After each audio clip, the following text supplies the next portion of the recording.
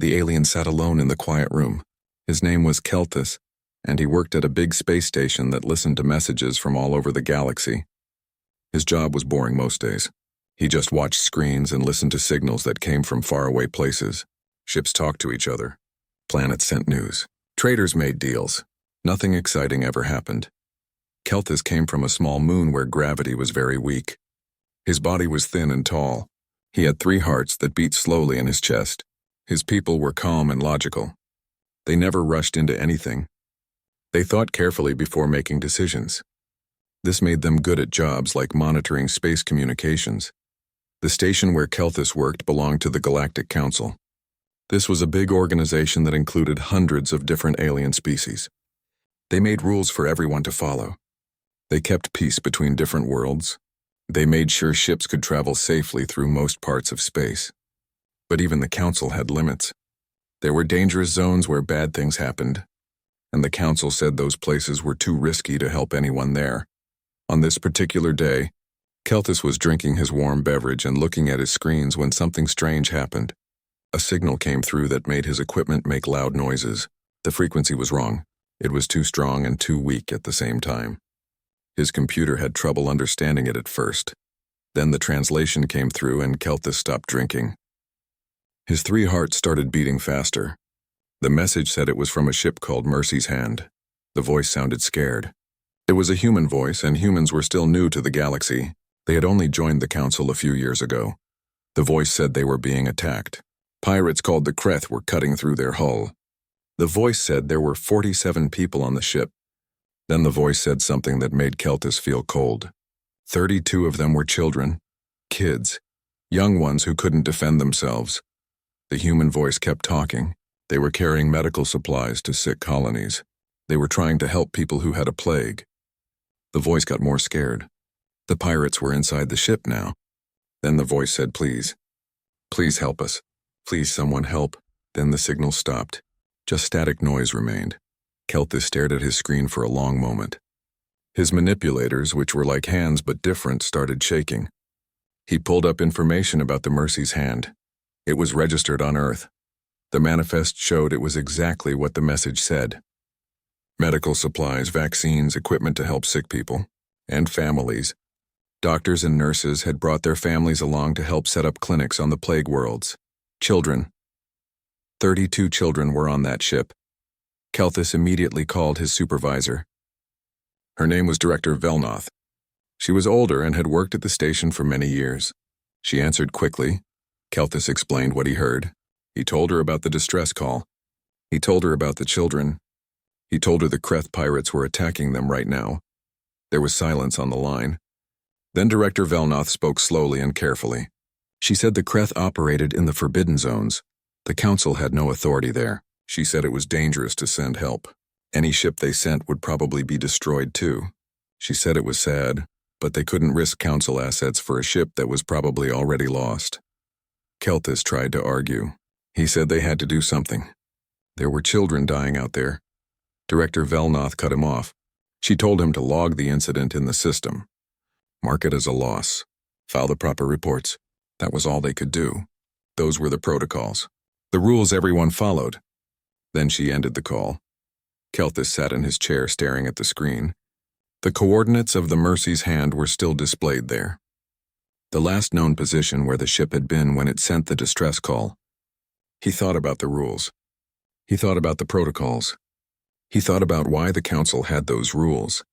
They made sense. You couldn't save everyone. Sometimes you had to accept losses to protect the greater good.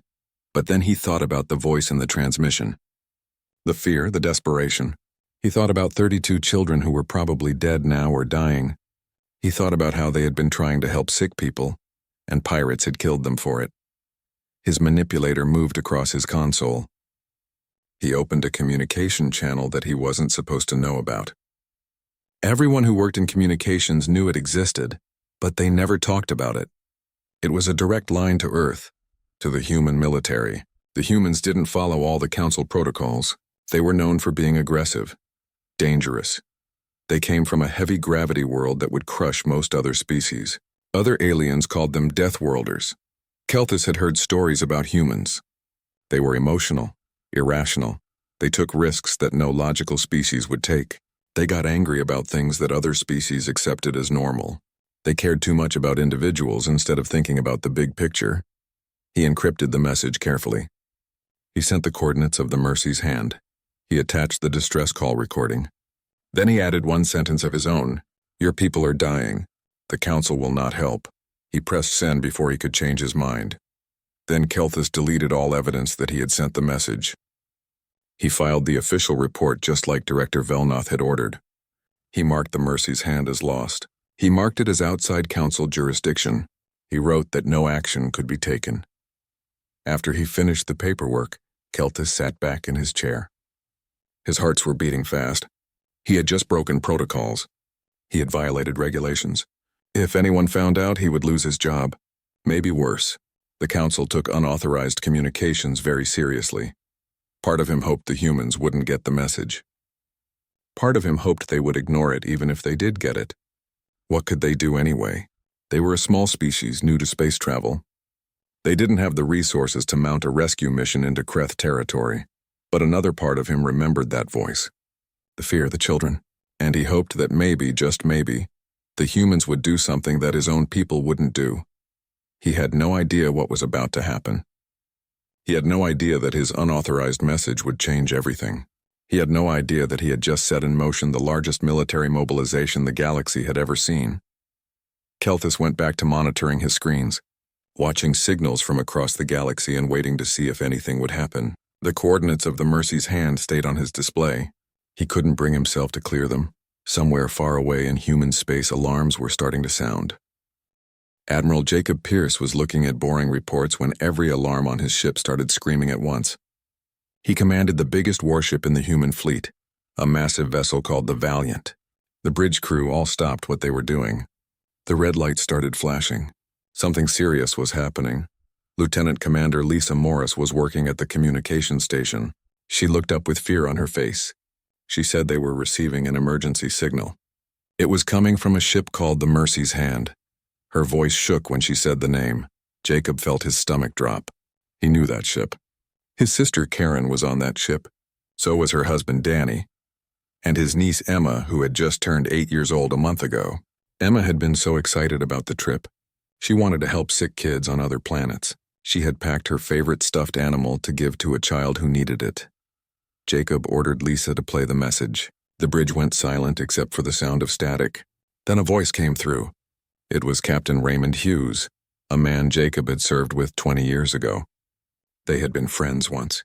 Ray's voice was breaking up, cutting in and out, but the words were clear enough. They were under attack. Kreth raiders. The hull was breached. There were children on board. They needed help. Please, someone help. Then the transmission ended with a horrible sound of tearing metal. Jacob asked how long ago the transmission was sent. Lisa checked her console and said 42 minutes. 42 minutes since his sister and niece had called for help. 42 minutes of silence since then. He asked where the ship was located. The navigation officer said Sector 447, near the Kreth border zones, outside council-protected space. Nobody went there. It was too dangerous. The council had written it off as a lost zone years ago. Jacob asked his tactical officer, Commander Nicholas Grant, how fast they could get there. Nicholas started to answer, but Jacob could see the hesitation in his eyes. At maximum speed, using their fastest engines, it would take 6 hours. But there were problems with going there. Political problems. Treaty problems. Jacob didn't care. He ordered the crew to prepare for maximum speed. He told them to send a message to Earth Command. Tell them the Valiant was moving to intercept. They were going after the Mercy's Hand. Nicholas tried to protest. He started to say something about council protocols, about treaties and diplomatic procedures, about how they couldn't just rush into Kreth space without authorization. Jacob gave him a look that stopped the words in his throat. He said he didn't care about protocols. Those were their people out there. They were going. End of discussion. Lisa spoke up again. She looked even more worried now. Earth Command was responding to their message. They were ordering the Valiant to stand down. They were saying it would cause a diplomatic incident. The council had already marked the Mercy's Hand as a loss. They were ordered to stay in their patrol zone. Jacob opened the ship-wide communication channel. He told Earth Command they could court-martial him later if they wanted. Right now he had families to save. He ordered all crew to battle stations. He told engineering to push the engines as hard as they could. He told the weapons teams to prepare everything. He told medical to get ready for survivors. Nicholas spoke quietly. He said the Kreth operated in large groups. The Mercy's Hand was just a civilian transport with no weapons. By the time they arrived, it would probably be too late to save anyone. The ship might already be destroyed. Jacob looked at him with cold eyes. He said then they would make sure the ones who did it never did it again. They would make sure this never happened to another human ship. The Valiant's massive engines roared to life. The ship jumped into faster-than-light travel, heading toward Sector 447 at speeds that pushed the limits of what the engines could handle. The crew could feel the vibration through the deck. They were going faster than they had ever gone before. More messages started coming in. Earth Command had changed their orders. They weren't telling the Valiant to stand down anymore. They were mobilizing. Every human military ship in the region was changing course. They were all heading to the same coordinates. The Second Fleet, which had been on patrol 3 sectors away, broke formation. Admiral Christine Walker ordered her 30 ships to converge on the Mercy's Hand's last position. She didn't wait for approval. She just went. The Third Fleet was doing training exercises with some Vreen ships. Admiral Paul Henderson received the news about the Mercy's Hand. He immediately ordered his fleet to abandon the exercises and head to Sector 447. The confused Vreen ships tried to ask what was happening. The human ships didn't answer. They just left. The Fourth Fleet was in the middle of a supply run. They dropped everything and changed course. Medical supplies, food, fuel tanks, all of it was left floating in space. The ships would come back for it later. Right now, they had somewhere more important to be. The Fifth Fleet was stationed near Mars. It was supposed to guard the inner solar system. It was never supposed to leave. But when they heard about the Mercy's Hand, they launched anyway. Every single ship. They left Earth's home system almost undefended. The Galactic Council started receiving confused reports. Human ships were moving everywhere. Hundreds of them, then thousands, all going to the same place. The Council sent messages to Earth, demanding explanations. They said humans were violating treaty obligations. They ordered the fleets to return to their assigned positions. Every single message was ignored. The humans didn't respond. They just kept moving. On Earth itself, something else was happening. Someone had leaked the final transmission from the Mercy's Hand to the news networks. The whole planet watched the footage. They saw the fear. They heard the children crying. They watched as the camera showed Kreth warriors breaking through the hull. Then the transmission ended. People poured into the streets. They gathered outside government buildings. They protested outside council embassy buildings. The message was the same everywhere. Bring them home. Make them pay. Save our people. For once, the government listened immediately. They didn't debate. They didn't form committees. They just acted. Fleet Admiral Marcus Bennett was the supreme commander of all human military forces. He stood in the war room deep underground in Geneva. He looked at the tactical display showing every human ship in space. They were all moving. Every single one. It was the biggest military mobilization in human history. Nothing even came close. Someone behind him said this could mean war with the Council. The humans were violating so many treaties, breaking so many rules. The political fallout would be enormous. Marcus didn't turn around. He said if it meant war, then it meant war. He gave the order. Full deployment. Every ship, every soldier, every weapon system. Hold nothing back. He sent a message on all frequencies, encrypted in plain text. He wanted everyone in the galaxy to hear it. He wanted there to be no confusion about what humanity was doing. The message was simple. All human forces were authorized to use any force necessary. Find the Mercy's Hand, find their people. Bring them home, and show the galaxy what happened when someone hurt human children. The order had a code name. Valkyrie 99. It meant weapons free. It meant no restrictions. It meant do whatever it took. The message went out across the galaxy. Every species with communication equipment picked it up. They heard the cold anger in the human commander's voice. They saw the fleet movements on their sensors. The humans were coming. Not a small task force. Not a rescue mission. The entire human military was moving like a hammer falling from the sky. And they were all heading to one place. the place where the Mercy's hand had sent its final scream for help. The Deathworlders were coming. And they were bringing everything they had. War Master Scraith stood in the command chamber of his ship, the devouring darkness. He was pleased with how the raid had gone. His warriors had been efficient and brutal exactly as they should be. The human ship had been weak. No weapons, no defenses. Easy prey. His people, the Kreth, were raiders. They took what they wanted from whoever was weak enough to be taken from. The galaxy feared them and they liked it that way. The Galactic Council said the zones where the Kreth operated were too dangerous to patrol. That meant the Kreth could do whatever they wanted. The medical supplies from the human ship were being loaded into cargo holds. They would sell for a good price on the black market. Vaccines and medicine were always valuable. Scraith's mandibles clicked together, which was how his species showed happiness. One of his warriors approached. The sensor operator looked nervous. He said he was detecting unusual readings in space around them. Scraith asked what kind of readings. His mandibles stopped clicking. Something in the warrior's voice made him worried. The sensor operator said there were slipspace signatures. Many of them. Ships were coming. Dozens of ships, no wait, hundreds of ships, all converging on their position from every direction in space. Scraith felt something cold move down his back. He asked what kind of ships. Were they council vessels coming to enforce some new law? The sensor operator checked his displays again. He said no, they were not council ships. The signatures matched the profile of the ship they had just destroyed. They were human vessels. All of them. Scraith's mandibles froze in place. Humans. The Deathworlders. His species had heard stories about them, but most Kreth thought the stories were exaggerated. Yes, humans came from a high-gravity world. Yes, they were more aggressive than most species, but they were new to space. They were small. They shouldn't be a real threat. He asked how many ships were coming. Maybe it was a patrol, a small force to investigate what happened. The sensor operator's voice became very quiet. He said the count was still going up. Current estimate was 3,000 ships. All of them were military vessels. All of them were heading straight toward the Kreth fleet.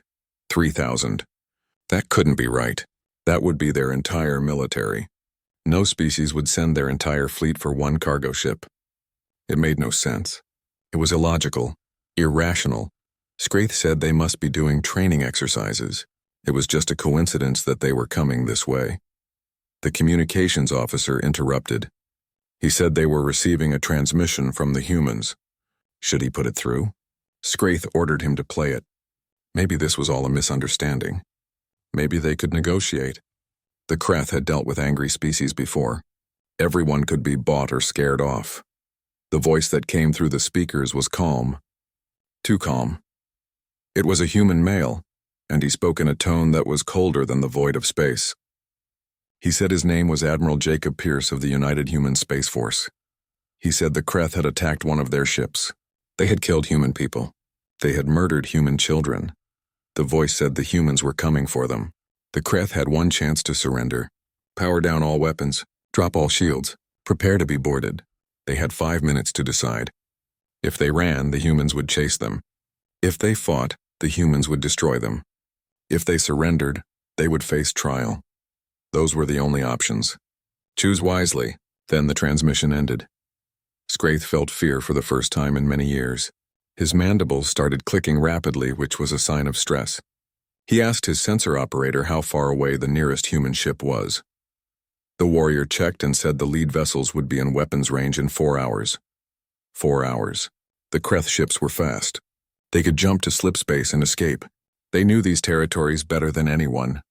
The humans couldn't follow them through all the hidden routes and dangerous passages the Kreth used. But something about that human voice made Scraith pause. It wasn't anger. It wasn't a threat. It was a promise. A cold statement of fact. We are coming. You will pay. Scraith ordered his fleet to prepare for an emergency jump. They would go to Outpost Kareth, deep in Kreth territory where no one could follow. He started to give the coordinates when his sensor operator shouted, "New contacts." Ships were dropping out of slipspace directly ahead of them, right in their escape path. The view screen showed 6 human warships appearing from nowhere. They must have been traveling at insane speeds, pushing their engines far beyond safe limits. They must have made calculations that should have been impossible. all to get ahead of the Kreth fleet and cut off their escape. Another shout. More ships behind them. The humans were boxing them in. Skraith watched as the trap closed. The humans had sent their fastest ships ahead at suicidal speeds. They had risked destroying their own vessels just to make sure the Kreth couldn't run away. What kind of species did that? What kind of commander ordered ships to risk everything just for revenge? The communications officer said the humans were hailing again. Skraith told him to put it through. A different voice this time. Female. Just as cold as the first one. She said her name was Captain Linda Shaw. She said if the Kreth were thinking about running, they should know something. The humans had positioned ships at every possible jump point, within 20 light years. They had also transmitted the Kreth position to every human fleet in range. There were now 4,000 ships coming, and the number was growing every minute. The voice said the 5 minutes were now 3 minutes. Choose quickly. Skraith looked at his tactical display. The human ships were moving into perfect attack formations. Their movements showed thousands of hours of training. These were not merchants or explorers. These were professional warriors, and they were very good at killing. He asked his intelligence officer a question. How many warriors were on the ship they destroyed? The intelligence officer checked the data files they had stolen from the Mercy's hand. He said there were maybe 5 security personnel. Everyone else was medical staff, doctors, nurses, and their children. Skraith closed his eyes. They had just slaughtered a ship full of healers and younglings, and in response, humanity had mobilized everything they had. Not a measured response, not a proportional retaliation. Everything. Their entire military force was coming to this one spot in space. It was insane. It was also terrifying. His weapons officer said they could fight. Right now, the Kreth fleet outnumbered these advanced human ships. They could destroy them before the main fleet arrived. Skraith looked at the 6 human ships on the screen. Then he looked at the sensor readings showing thousands more coming. He thought about what it meant that these humans had risked their lives, pushed their ships to the breaking point, all to avenge people who were already dead. He gave an order that no Kreth Warmaster had given in 100 years. Power down all weapons, drop all shields, prepare to be boarded. His second-in-command stared at him in shock. He said this was cowardice. They were Kreth, they did not surrender. They fought to the death. Skraith turned to face him. He said his second-in-command was wrong. This was not surrender. This was survival. Those humans out there were not here to win a battle. They were here to send a message to the entire galaxy. If the Kreth fought, the humans would destroy every last warrior. Then they would hunt down every Kreth ship in the sector. Every base. Every outpost. They would not stop until the Kreth were extinct. But if they surrendered now, they might live long enough to warn the rest of their people. Never attack humans. Never touch their young. Never give them a reason to come for you. He opened a channel to the human ships. He said this was Warmaster Skraith. The Kreth were surrendering. They were powering down their weapons. They would wait for the human boarding parties. There was a long pause. Then Admiral Pierce's voice came back. There was no triumph in it. No satisfaction. Only grief and rage that was barely controlled. The Admiral ordered boarding teams to proceed. Find any survivors from the Mercy's hand. Everyone else should hold position, and someone should get him a damage report. He wanted to know if anyone had survived. As human soldiers in powered armor began cutting through his ship's hull, Skraith understood the truth. The humans had not mobilized their fleet to rescue the Mercy's hand. They knew they were too late for that. They had mobilized for vengeance, and the entire galaxy was watching. Commander Nathan Price led the first boarding team through the Kreth command ship. His powered armor made him twice as tall as a normal man and strong enough to tear through metal doors. Behind him, 20 Marines moved in perfect formation. Their weapons were raised and ready. The Kreth warriors stood with their claws in the air. They had surrendered, but Nathan didn't trust them. His sensors swept every corridor, every room, looking for any sign of the people from the Mercy's hand. Looking for survivors. Looking for hope. Lieutenant Amy Collins was checking the ship's internal sensors. She reported that Section 4 was clear. No survivors found. But she had detected human DNA traces in the cargo bay. Nathan's heart sank. He told her to show him. The cargo bay was a nightmare. Medical supplies were scattered everywhere. Containers had been broken open and looted. Boxes of vaccines were crushed on the floor. Equipment was destroyed or stolen. And in the corner they found what was left of the crew. The Kreth had killed them all. Quickly and efficiently, men, women, and children. They had died trying to protect each other. Nathan could see where parents had put themselves between the raiders and their kids. It hadn't mattered. The Kreth had killed them all anyway. Nathan forced himself to look at the scene. He had seen combat before. He had seen death. But this was different. These people had not been soldiers. They had been healers going to help sick people. They had brought their families because they wanted their children to learn about helping others. He asked Amy for a count.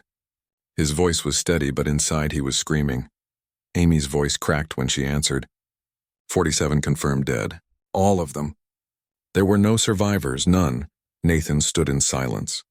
Among the dead, he could see small bodies. Children who had tried to hide behind their parents. It had not saved them. Nothing had saved them. He ordered his team to document everything. Full forensic sweep. Take pictures of everything. Record every detail. And someone needed to find the Kreth who had given the order to attack. Find War Master Scraith and bring him to the brig. Back on the Valiant, Admiral Jacob Pierce sat alone in his private quarters. The report had come through 10 minutes ago.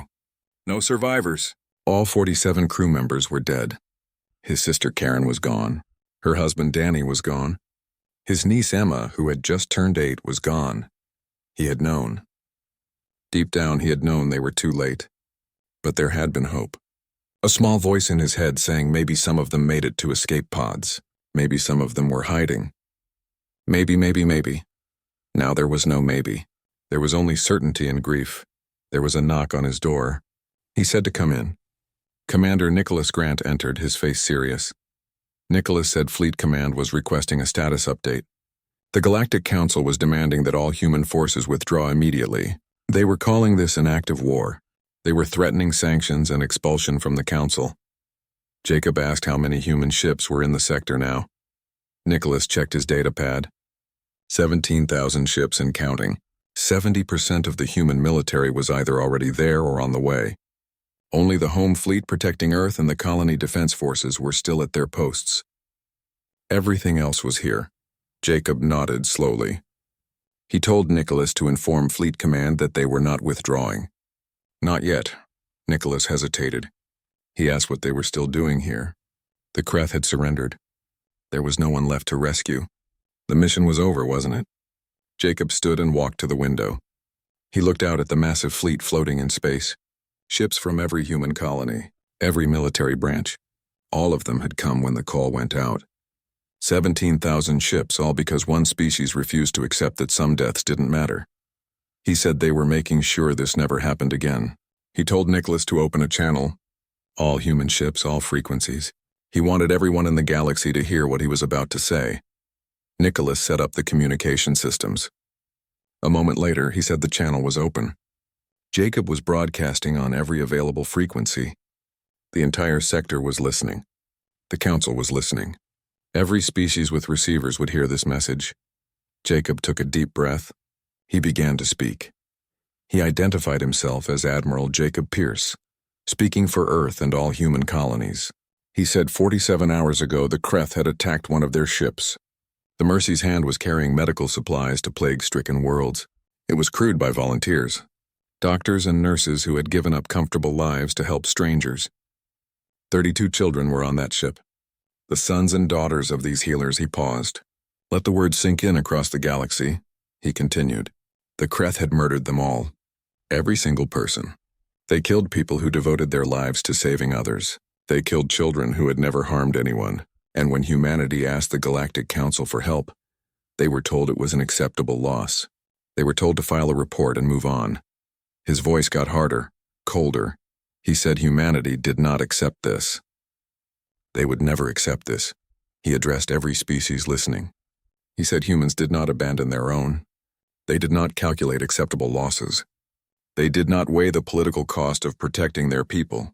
When you attacked one human, you attacked all humans, and they would come for you with everything they had. On monitoring stations across the galaxy, thousands of alien species listened in growing shock and fear. Jacob continued, from this moment forward, humanity was extending its protection to all ships on humanitarian missions. It did not matter what species you were. It did not matter what flag you flew. If you were carrying medical supplies, food, or aid to those in need, You were under Earth's protection. Any attack on such vessels would be considered an attack on humanity itself. He called on the Galactic Council to outlaw piracy and attacks on humanitarian ships. He demanded the creation of protected corridors for aid missions. He demanded immediate action against the Kreth and all other raiders who targeted the defenseless. If the Council would not act, humanity would act alone. He closed his eyes. He thought of Emma's laugh, her excitement about helping sick kids, her little stuffed bear that she was going to give away. All of that was gone now. He spoke again. To the Kreth and anyone else who preyed on the weak, he said they had seen the human fleet. 17,000 ships, all armed, all ready, all angry. This was not humanity's full strength. This was just what they could gather in 2 days.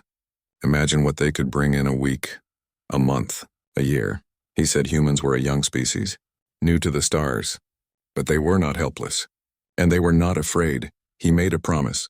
The Mercy's hand would be the last humanitarian vessel that died unanswered. Humanity swore this on the graves of their dead. They swore it on the future of their children. They swore it on everything they held sacred. He ended with a warning. To those who would harm the innocent, run. Run far and fast, because humanity was coming, and they had very long memories. The transmission ended. Across the galaxy, 100 different species sat in shocked silence. The humans, the newcomers who barely knew how to navigate between stars, had just threatened the entire lawless frontier. They had challenged the Council itself. They had drawn a line in space and dared anyone to cross it. And behind them stood a fleet that blocked out the stars. In the Council chambers, Director Velnoth and the other leaders held an emergency meeting. The humans had violated dozens of treaties. They had mobilized their military without permission. They had entered forbidden space.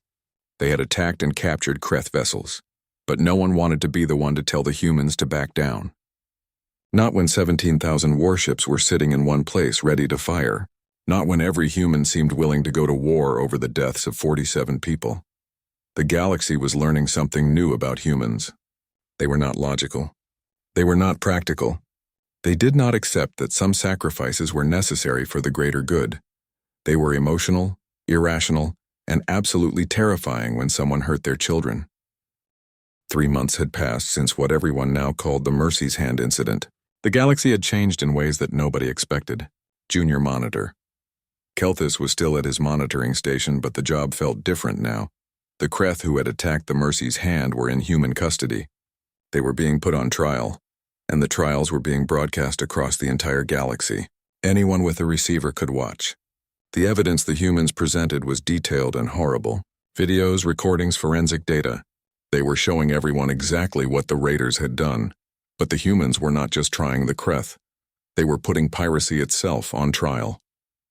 They were making the case that the entire galaxy had been accepting something that should never be accepted. They were asking why the Council had written off entire regions of space as too dangerous to help people in. Public opinion across hundreds of worlds was starting to shift. People were asking uncomfortable questions. Why did we allow this? Why did we accept that some people would just die and that was okay? More surprisingly, the human fleet had not left. Most of the ships had gone back to their normal duties, but thousands remained. They were patrolling areas they now called the protected zones. These were regions where humanitarian ships traveled. The humans had invited other species to join their patrols. Some had said yes. Director Velnoth approached Kelthus at his station. She said he had a visitor. A human in military uniform was standing behind her. Kelthus turned and felt his 3 hearts beat faster. It was Admiral Jacob Pierce, the man who had led the response to the Mercy's Hand, the one who had mobilized 17,000 ships for a single distress call. He was standing right there. Jacob asked if he could speak with Kelthus privately. They moved to a small conference room. Kelthus felt nervous. His manipulators were shaking slightly. Once they were alone, Jacob spoke quietly. He said he knew what Kelthus had done. The humans had traced the first alert back to this monitoring station. Kelthus had sent them the coordinates. He had sent them the distress call. Kelthus felt his breathing become shallow. He had broken protocols. He had violated regulations. He could lose his job, maybe face criminal charges. The Council took unauthorized communications very seriously. He said he understood if there would be consequences. He had done what he thought was right, but he knew he had broken the rules. Jacob was quiet for a long moment. Then he reached into his uniform and pulled out a small box. He said this was the Star of Mercy. It was a new medal created by Earth's government. It was given to people who risked themselves to save human lives. He opened the box.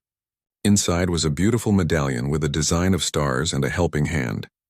Jacob said Kelthus was the first non-human to receive it. Kelthus stared at the medal. He was confused. He said he did not save them.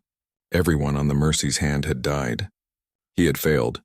Jacob's voice became softer. He said no, Kelthus had not saved them. The humans were too late for that. But Kelthus had made sure they did not die unnoticed. He made sure someone came. He made sure someone cared. And because of that transmission, because of what happened next, the entire galaxy had changed. He placed the medal in Kelthus's trembling manipulators. He said 47 people died on the Mercy's hand. But because of what happened after, the Council had passed the Humanitarian Protection Act. Attacks on medical and aid ships were now galactic crimes. Pirate activity had dropped 70% in 3 months. 16 different species had joined Earth in patrol duties. Hundreds of lives had been saved. Kelthus's protocol had been to file a report and forget about it. But Kelthus had chosen differently. He had called for help even though he knew it would break the rules. That took courage. Kelthus looked at the medal in his hands. Then he looked at the human admiral. He asked why Jacob had come. The humans knew there would be no survivors.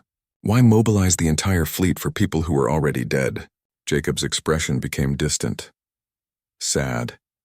He said his niece was on that ship. Emma. She was 8 years old.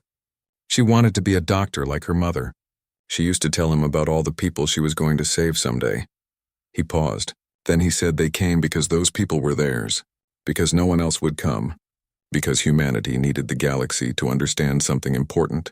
Humans did not calculate acceptable losses. They did not abandon their people, living or dead, and they came to make sure it never happened again. Jacob stood to leave. Before he went, he turned back. He said humans had a saying, all it takes for evil to triumph is for good people to do nothing. Kelthus had done something. When the moment came, when he had to choose between following orders and doing what was right, he chose right. That was real heroism. After the admiral left, Kelthus sat alone holding the medal. He thought about the transmission he had sent in desperation. He had not known if anyone would receive it. He had not known what would happen. He thought about the fleet that came. 17,000 ships, all because one species refused to accept that some lives did not matter. His console made a sound. Another distress call was coming through. This time it was from a Vreen medical transport. Raiders were attacking them. Before Kelthus could even report it through proper channels, 3 human patrol ships were already changing course to help. One of them contacted the monitoring station. A woman's voice said this was Captain Jennifer Martin of the Guardian. They had received the distress call. They were moving to assist. They would be there in 20 minutes. Kelthus opened a channel. He said the Guardian was acknowledged. Good hunting, the captain said thanks. She told him to tell whoever sent that alert they did good work. They would bring these people home safely. The channel closed. Kelthus watched on his sensors as the human ships accelerated. They were pushing their engines hard, rushing toward people they had never met. People from a different species. Behind the human ships, 3 Vreen vessels and 2 from the collective joined them. Everyone was working together now. Director Velnoth appeared beside his station. She said the galaxy was changing. Kelthus agreed. She said the humans were forcing everyone to be better, to care more, to risk more for each other. She paused. Then she said she had filed a report about his unauthorized transmission. She had condemned it officially, but she had also recommended him for promotion. Someone needed to train others in the new protocols. Kelthus understood them better than most people. Kelthus asked what new protocols she meant. Velnoth said the ones that said they help people. Always. Every time. No matter what the political cost. The humans had shamed the council. They had shown everyone that the galaxy had become too comfortable with tragedy, too accepting of loss. The humans reminded everyone what it meant to protect those who could not protect themselves. On Kelthus's screen, the human ships reached the Vreen transport. The raiders scattered immediately. They did not want to fight the Deathworlders. The Vreen ship was damaged but still in one piece. All crew members were reported alive and safe. Captain Martin's voice came through again. She sounded happy and relieved. She said all survivors had been recovered. Medical teams were standing by. It was a good day. Kelthus found himself making a gesture he had learned from watching humans. A smile. He said the rescue was confirmed. Well done, Guardian. He looked at the medal on his console. Then he looked at the growing list of patrol ships now protecting the space lanes. Human ships and many others, all working together. The Mercy's hand was gone. Its crew was lost forever, but their deaths had not been meaningless. They had shown the galaxy what humanity would do for their own. They had inspired others to do the same.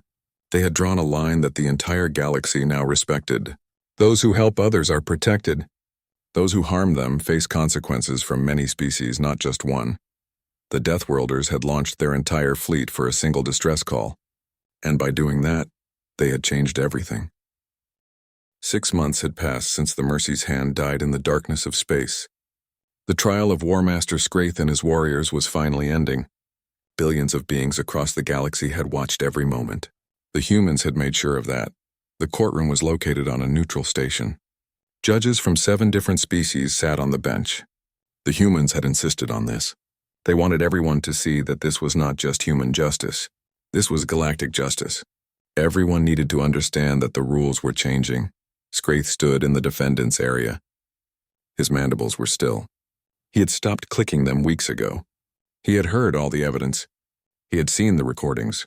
He had watched the families of the dead testify about their loved ones. He understood now what he had done. The lead judge was a Vreen elder named Tarnish. She had lived for 200 years and had seen many terrible things. But even she looked tired and sad as she read the verdict. She said the court had found all the defendants guilty of murder, guilty of piracy, guilty of attacking a protected humanitarian vessel. The evidence was overwhelming. There was no doubt about what happened. Then she said something that made everyone in the courtroom lean forward. The court was also issuing a broader ruling. From this day forward, any attack on clearly marked humanitarian vessels would be considered a crime against the entire galactic community, not just against one species, against everyone. She said the Mercy's hand had been carrying medicine to save lives. The people on board had been healers. They had been protected by the most ancient laws of war that every civilization recognized. Even in war you do not kill healers. Even in war you do not kill children. The Kreth had violated these fundamental rules of civilization. The sentence was life imprisonment on a human penal colony. The Kreth would spend the rest of their lives there. They would never raid again. They would never hurt anyone again. Scraith accepted the sentence without protest. He had known this was coming. In some ways he was grateful. The humans could have killed them all. Many humans had wanted exactly that. But they had chosen justice instead of revenge. As guards led him away, Scraith looked at the viewing gallery. He saw humans sitting there. Families of the dead. They were crying quietly. He had taken their loved ones. He had destroyed their families. And they had still given him a trial. They had still followed their laws. He would spend his life thinking about that, about the difference between his people and theirs. Outside the courtroom, reporters from 100 worlds were waiting. Admiral Jacob Pierce stood at a podium to make a statement. He had aged in the past 6 months. His hair had more gray. His face had new lines. Grief did that to people. He thanked the court for their work. He thanked the judges for their fairness. He said justice had been served, but it could not bring back the dead. Nothing could do that. Then he talked about what came next. The Humanitarian Protection Act was now fully in force. 73 species had signed it. More were joining every week. Protected corridors had been established through previously dangerous regions. Patrol forces from multiple species were working together. He said in the past 6 months, there had been 0 successful attacks on humanitarian vessels. 0. Pirates had tried 3 times. Each time the patrol forces responded within minutes. The pirates either ran away or surrendered. None of them wanted to face what the Kreth had faced. A reporter asked if humanity was satisfied with the changes. Were they going to reduce their military presence now? Jacob said humanity would maintain its patrols indefinitely. They had made a promise. They would protect humanitarian missions. That promise had no end date. As long as there were people trying to help others, humans would be there to protect them. Another reporter asked about Earth's relationship with the Galactic Council. There had been tension. The Council had been angry about the military mobilization. Some species had called it an overreaction. Jacob's expression hardened slightly. He said humanity stood by every decision they made. They would do it again if necessary. The Council had called the Mercy's Hand an acceptable loss. Humanity had shown the galaxy that no loss was acceptable. Not when it came to protecting the innocent. He said Earth was still part of the Council, but the relationship had changed.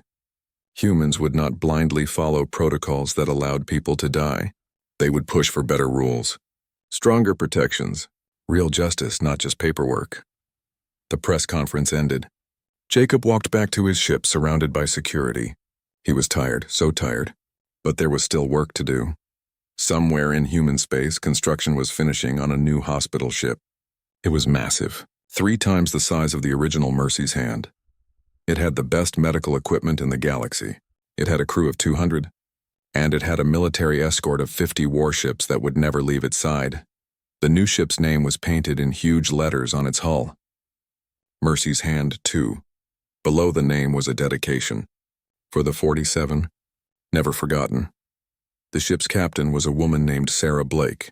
She had volunteered for the position. She knew the risks.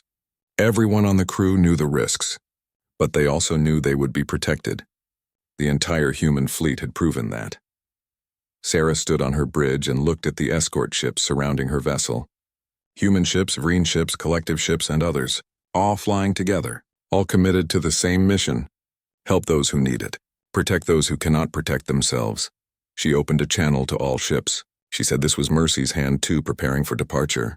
Their destination was a colony suffering from a new plague outbreak. They had medicine. They had doctors. They had hope to offer one by one, the escort ships acknowledged. They were ready. They would keep the Mercy's Hand 2 safe. The fleet jumped to faster-than-light travel. They moved as one unit, a hospital ship surrounded by warriors, healers protected by soldiers. It was a symbol of what the galaxy was becoming, a place where helping others was not a risk you took alone. It was something everyone did together. Back on the monitoring station, Kelthus watched them go. His sensors tracked their progress until they disappeared from his screens. He wore his Star of Mercy medal every day now. It reminded him that one person could make a difference. One decision could change everything. He had sent one unauthorized transmission. He had broken one rule. And because of that, the galaxy had transformed. Not completely. Not perfectly. There were still pirates. There were still dangerous places. But now when someone called for help, help came. From many places. From many species. His console showed the current patrol assignments. There were now permanent protection forces in 12 sectors. Thousands of ships from dozens of species. All because humans had asked one question that no one else had thought to ask. Why do we accept this? Director Velnoth had been promoted to head of the new Humanitarian Protection Division. Kelthus had been promoted to her old position. He trained new monitors on the protocols. Real protocols. The kind that said when you hear a distress call, you act. You don't calculate if it's worth it. You don't weigh the politics. You just help. A message came through on his console. It was from Sarah Blake on Mercy's Hand 2. They had reached the plague colony. They were beginning treatment. The colony had been days away from complete outbreak. Now they would survive. Hundreds of lives saved. Kelthus sent back a confirmation. He added a personal note. Good work, Mercy's Hand 2. Your namesake would be proud. The response came quickly. Sarah said they carried the memory of the 47 with them everywhere they went. Every life they saved was in honor of those who died.